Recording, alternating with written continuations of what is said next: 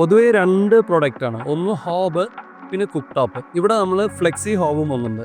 അപ്പോൾ this can be used as granite cut ചെയ്ത് ഹോബാക്കാം.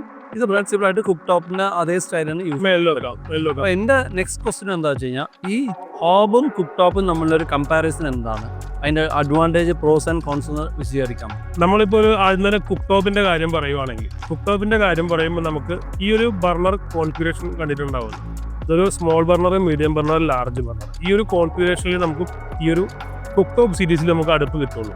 നേരെ മറിച്ച് നമുക്ക് ഒരു ബിൽറ്റിൻ അല്ലെങ്കിൽ ഒരു ഫ്ലെക്സി സീരീസിൽ നമുക്ക് കോമ്പിനേഷനായിട്ട് ഒരു 4.2 കിലോ വാട്ട് മുതൽ 1.75 കിലോ വാട്ട് വരെയുള്ള ബർണറിൻ്റെ കോൺഫിഗറേഷനിൽ കിട്ടും.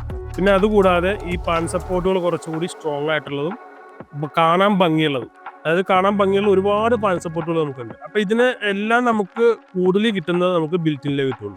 കുക്ക് ടോപ്പിൽ നമുക്കത് കിട്ടത്തില്ല.